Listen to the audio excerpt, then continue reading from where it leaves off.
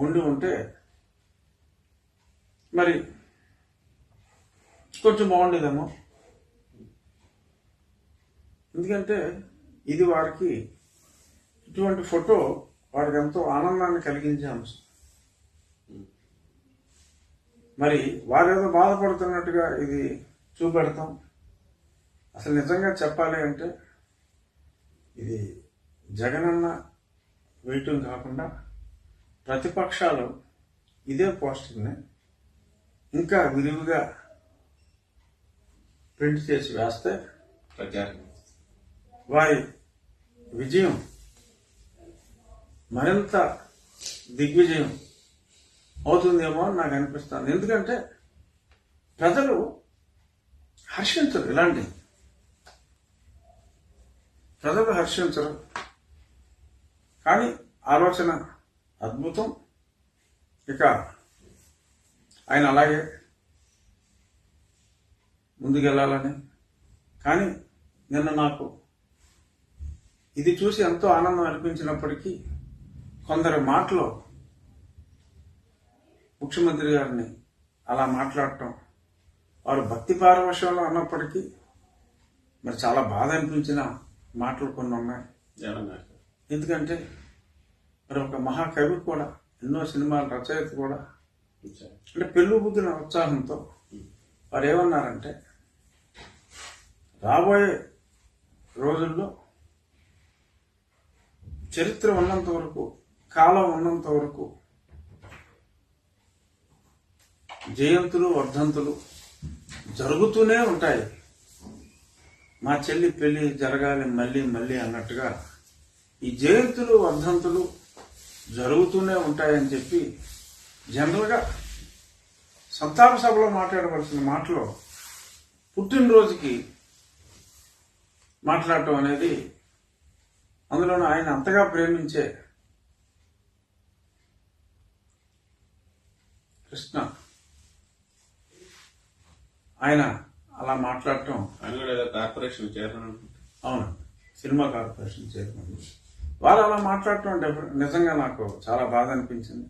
ఇంకా పామరులు చాలా మంది ఉన్నారు ఆ భాష రాని వాళ్ళు, జగన్మోహన్ రెడ్డి గారి లాగా విదేశీ భాషల మీద వ్యామోహం పెంచుకొని మరి స్వదేశీ భాషను మర్చిపోయిన కొందరు మా వైకాపా నాయకులు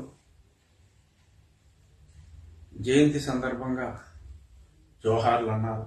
జయంతి పుట్టినరోజు సందర్భంగా అదే అంటే వారికి పుట్టినరోజుకి, చనిపోయిన తర్వాత వచ్చే పుట్టినరోజుకి తేడా తెలియక, అలాంటప్పుడు మరి బర్త్డే అని ఏదన్నా జగన్మోహన్ రెడ్డి గారు ప్రేమించే భాషలో చెప్పించుకుంటే బాగుంటుంది. కానీ మరి రాని తెలుగులో ఈ రకంగా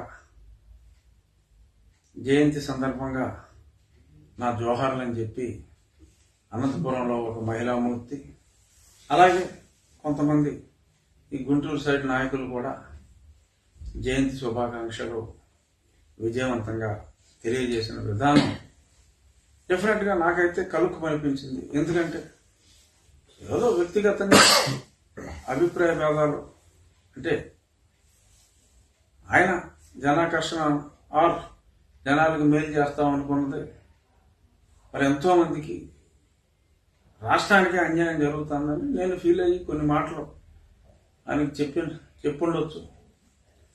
దానికి ఆయన నొచ్చుకొని ఇప్పుడంటే ఆయన నిన్న మారిపోయారు. శత్రువుని కూడా ప్రేమిస్తేనే దేవుడు మిమ్మల్ని దగ్గరికి తీసుకుంటాడంటే అంటే అప్పుడు నాకు అర్థం కాల. ఆ దేవుడు క్షమిస్తాడేమో అని నేను అనుకున్నా. అంటే ఈయన కూడా ఆ దేవుడిని దేవుడిగా భావిస్తాడు అనుకున్నాను, కానీ తనే దేవుడు అనుకుంటాడని అనుకోలే. ఇప్పుడు ఆయన దగ్గరకు చేరుకోవాలి అంటే మనం అందరం కూడా శత్రుత్వాన్ని మరచి శత్రువును కూడా ప్రేమించాలి అని అన్నారు. కాబట్టి మరి ఇది ఆయన చెప్పారు కాబట్టి చెప్పిన కొద్ది గంటల్లో ఆయనే భగవంతుడిగా మా పార్టీ చెప్పింది కాబట్టి ఆ సూత్రాన్ని కనీసం నా వరకు పాటిస్తారేమో అని నా భావన. మనస్ఫూర్తిగా అయ్యా తమను తాము భగవంతునిగా ప్రకటించుకున్న జగన్మోహన్ రెడ్డి గారు, జగన్మోహనానంద, ఓకే, జగన్మోహనానంద స్వామి, మీరు దయచేసి మీ ప్రవచనాన్ని ముందు నాతో ప్రారంభించండి. వద్దు, నేను మీకు అసలు శత్రువునే కాదు, నేను ప్రజలకు మిత్రుని అంతే. దాన్ని మీరు పైగా ఒకవేళ మీకు శత్రువుని అయినప్పటికీ కూడా ఒక మనిషిని ఎన్నిసార్లు శిక్షిస్తారు? ఆల్రెడీ కోటింగ్ ఇచ్చారు, బాగా ఇచ్చారు, చూశారు. ఇంకా మీరు మారిపోయారు. అసలు మీరు మనిషే కాదు, భగవంతుడిగా మారిపోయారు.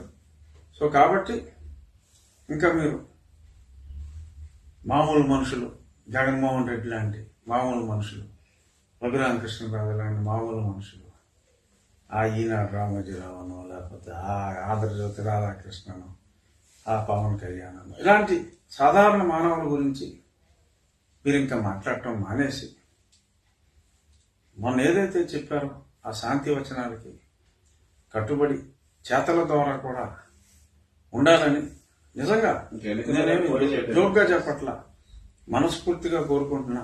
మీ మాటలు అద్భుతం, మీ పోస్టర్లు అద్భుతం. దానికి స్టికాన్ అయ్యి ప్రజల్ని ప్రేమించండి.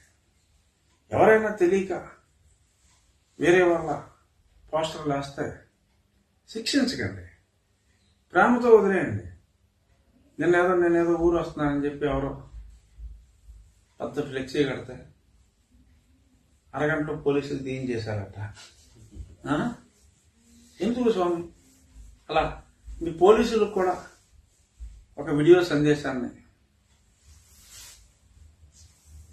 అందరి ఫ్లెక్సీలని కూడా నా ఫ్లెక్సీలుగానే భావించండి అని చెప్పి చెప్పండి.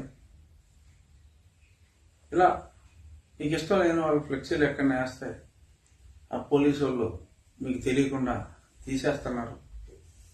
పోలీసులకు కూడా కొంచెం మనుషులుగా మారమని చెప్పి, అలా అయితేనే మీరు వారిని ప్రేమిస్తారని చెప్పి చెప్తే మరి వారి ఆగడాలు కూడా కాస్త తగ్గే అవకాశం ఉంది. సో కాబట్టి మేము మిమ్మల్ని యాక్సెప్ట్ చేయాలి, ఆ పోస్టర్లో ఆ ఫ్లెక్సీల్లో ఉన్నట్టుగా మిమ్మల్ని మేము దేవుడిగా భావించాలి అంటే మీరు మీ దైవత్వాన్ని పూర్తిగా అలవర్చుకోవాలని మరొక్కసారి సాధారణ మానవులైన